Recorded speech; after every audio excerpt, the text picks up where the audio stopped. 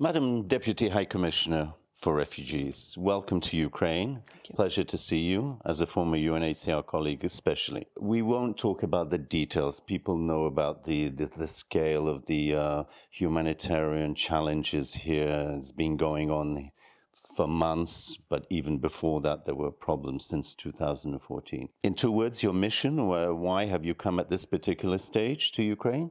Well, thanks for having me. It's nice to see you again after these many years. I'm here for a couple of reasons. First, trying to work with the government and the team here to see how we can support them further with this massive displacement in this country, but also now refugees returning back to the country from abroad. We're just on the cusp of winter. It may not feel like it right now, but pretty soon it will be cold. And there is a lot of displacement in this country with 6.6 million people outside, many who have been displaced multiple times, as your viewers will know. So we're talking about winter. We're talking about very practical ways that we can support the government, both at the national level, but importantly at the local level. We're also working very closely to see what else we might be able to provide in terms of support. And that obviously will continue, and both in terms of our programs in the East, but around the country now, we've expanded quite considerably. I'm glad you mentioned that because most people are focused on the refugees, those that have left the country, as opposed to the internally displaced. And yet there were millions of them, and there still are. As we know, even from Donbass, I think 1.6 million or so were displaced after 2014. How has the Ukrainian government, in terms of your professionalism as the refugee agency, how has it managed to cope in recent years with this huge challenge? Well, in recent months, it's been an enormous challenge, and not just for the government here in country, but also the governments surrounding Ukraine. And obviously, there's been an outpouring of support from private citizens, from local communities, first-line responders, local non-governmental organizations trying to provide whatever assistance possible. The country here, of course, has enormous capacity in terms of response. It has services that are possible to expand, to contract as necessary. And this is where I think, this isn't a normal humanitarian response. This isn't a normal emergency operation for an agency like UNHCR. We work in support of. We are part of a broader system. As you know, we're working with a number of partner agencies, most of them local Ukrainian NGOs here in the country, but also, again, in support of the government's leadership. We spoke with government officials today. They're clearly under pressure. They clearly are watching the clock in terms of the weather changing soon. They see people coming out the Donbass that need to be supported, additionally displaced people, those that are returning from abroad, and those that, of course, that we have not been able to access collectively, and trying to get aid into them as quickly as possible. Now, we didn't see much of an external outflow externally after 2014. Most of the internally displaced remained in Ukraine. Some went to Russia, some went to Belarus. Was it a shock for UNHCR and the international community that so many millions suddenly within a few weeks had left the country? I think it was a shock for all of us, governments included. Yes, the size, the scope, the scale, largest, fastest movement of people since World War II.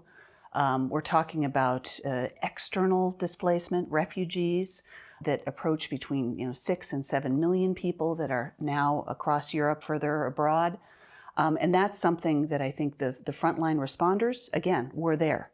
And the kind of support that was immediately needed, they're still there. And the governments, in terms of their ability to be able to absorb people coming to their communities and so on, I think this 15-year-old European Union protection directive that for the very first time was used in this crisis was a huge contribution to the ability of Ukrainian refugees to be able to integrate quite quickly into European communities.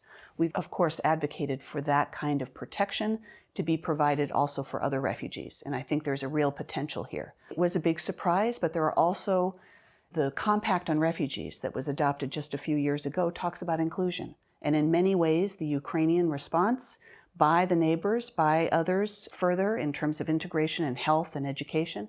This is emblematic of what the compact means.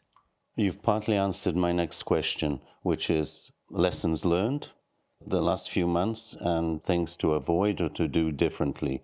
UNHCR stepping back, what have you gained in terms of the experience of this tumultuous upheaval?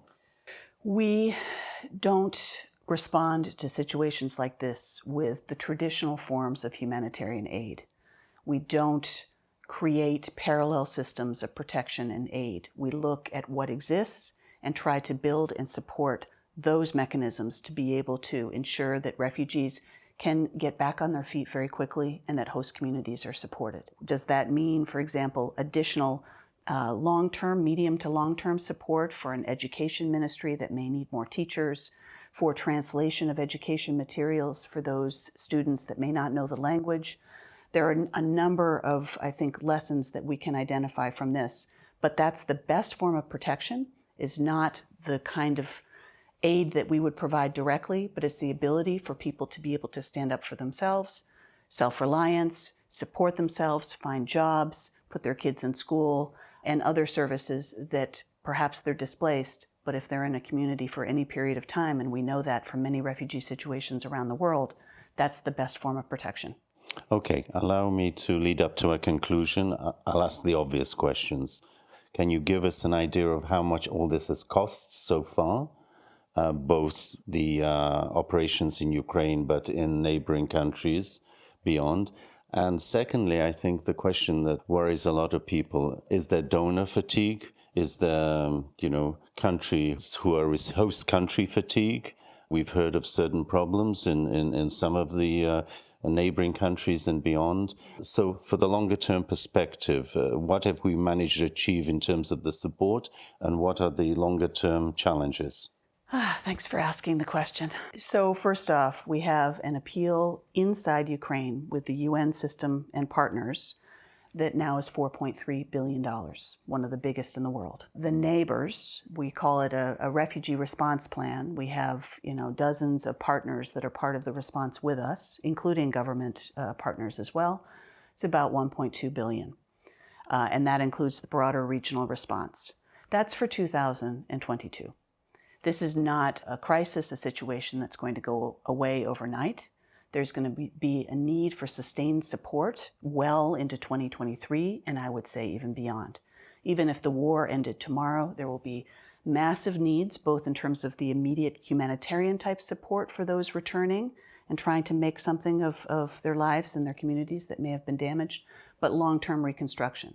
So governments need the response, and this government will need, long-term budget support and other ways to be able to recover as a country.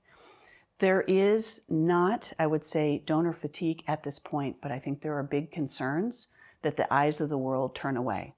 And it's another reason why I'm here, is to ensure that this operation gets a lot of attention, but also that we don't forget about other global displaced situations and people that are deserving of support, of protection and aid from the international community.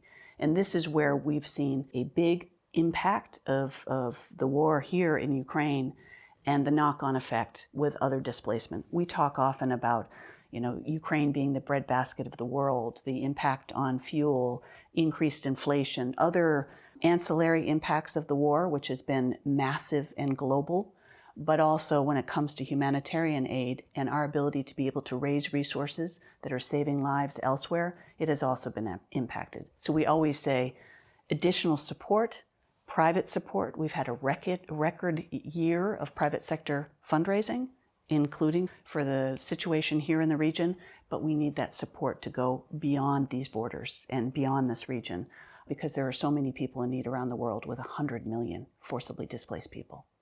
Finally, other than working so closely with the government, who are UNHCR's main partners in Ukraine at the moment in dealing with displacement challenges? So we have about 14 partners. 11 of them are national non-governmental organizations.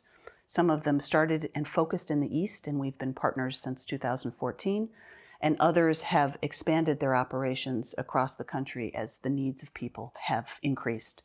sister agencies. We obviously work very closely with other humanitarian and development partners here in country, but also increasingly with international financial institutions, with the World Bank, for example, on issues like the longer-term socio and economic impacts and what it will mean both for refugees but also host communities. So there's a broad family of support and work very closely with others in terms of delivery. Deputy High Commissioner, thank you very much. It's heartening that the Secretary General is a former High Commissioner and he's in Ukraine as we speak, and will be meeting tomorrow with the Ukrainian President and President of Turkey.